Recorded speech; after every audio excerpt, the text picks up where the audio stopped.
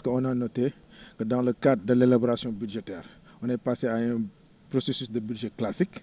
Maintenant, on note de plus en plus l'élaboration de budget participatif.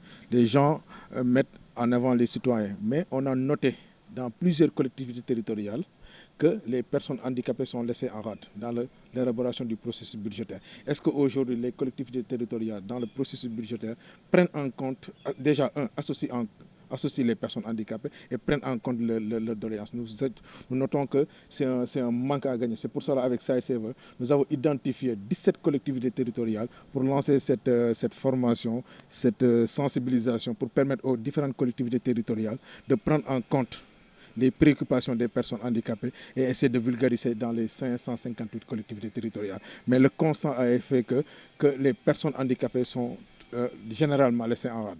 Et c'est ce qui est anormal parce qu'ils font partie intégrante de la collectivité territoriale du Sénégal d'une manière générale. Beaucoup de choses vont changer, beaucoup de choses peuvent être matérialisées. Parce que néanmoins, la commune de Ziguinchor fait beaucoup de choses pour les personnes handicapées.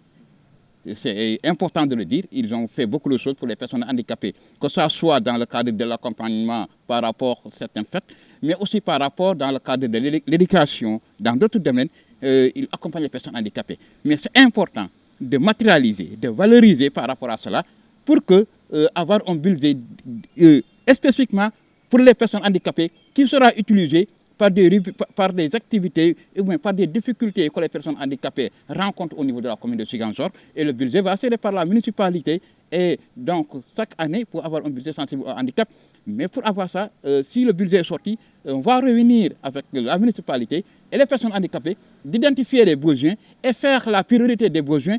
Et cette année, on va orienter le budget dans le cadre de l'éducation et dans le cadre de la santé. Donc, c'est ça qui va nous permettre de valoriser par rapport à l'effort que la municipalité de Ziguinchor est en train de faire, parce qu'elle a fait beaucoup d'actions pour les personnes handicapées, mais juste c'est important de le valoriser, de le documenter, de le matérialiser. Je crois qu'après cette formation, on peut aller envers ça, mais aussi de respecter le processus d'élaboration du budget. Parce qu'il y a un processus pour permettre d'avoir un budget participatif, surtout accéder au budget sensible au handicap. Il y a un processus à faire et je crois qu'avec l'association des élus locaux, avec SAICV, avec FESAF, nous serons engagés auprès de la municipalité de Ziguinchor de les accompagner par rapport à toute action qu'ils ont prête à faire pour accéder au budget participatif. Je crois que nous serons toujours à leur côté, de les accompagner techniquement, mais aussi si ça nécessite d'autres choses, on va voir ensemble comment chercher les moyens pour accéder à un budget sensible au handicap cette année à Ziguinchor.